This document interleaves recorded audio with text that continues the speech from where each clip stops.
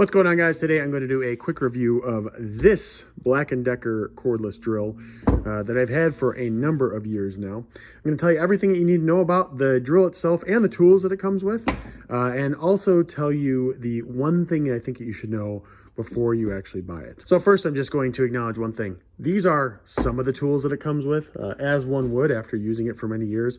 I've just lost the other tools, you guys. I still have some of them. They've worked fine. I haven't really had a problem with all the different tools and accessories that it comes with. As you can see, they've stood the test of time, and we've done a full house remodel, among other things, and really worked around the house.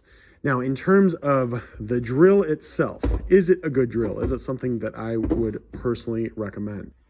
So I gotta say, you guys, for as much as I have used this thing, it works just fine. This thing is a beast. I think for around the house, I was hesitant to buy it because I know, there's more expensive options out there. But I thought, you know what, I'm just going to give this a shot and see. Worst case, I wasted some money. But I haven't wasted money at all. I've had this thing for a number of years, and I don't even know how long I've had it. It's been quite a long time, and it has worked really, really well. It uses a 20-volt battery, and obviously this charges just like any standard would. You plug it into the wall.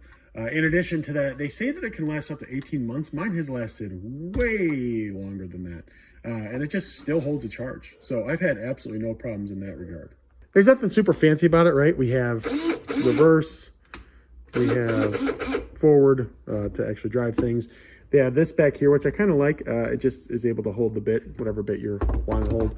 And then obviously they have all the different, how strong your drill power is going to be on it.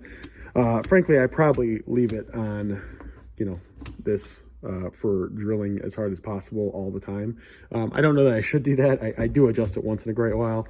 But yeah, for a simple drill that you're looking for around the house, if you're not doing, if you're not like a contractor working super, super hard all the time, even with some contractors, I just think this is a good buy. I've been really pleasantly surprised with it.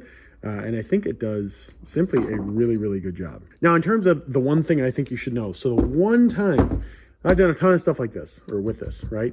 The one time that I had an issue with this drill is we had a tree trunk in our backyard, and I was using a big drill bit, and I was just drilling down, and that was basically to set it on fire from the inside, right, to kind of burn it out. And this thing did struggle with that task. It started to get really, really warm here. And had a hard time with it. Obviously, that was like something that had a lot of friction and was a hard drill to do. We were able to get through it, but I did take a break on this thing about 15 minutes in because I was worried I was going to break it.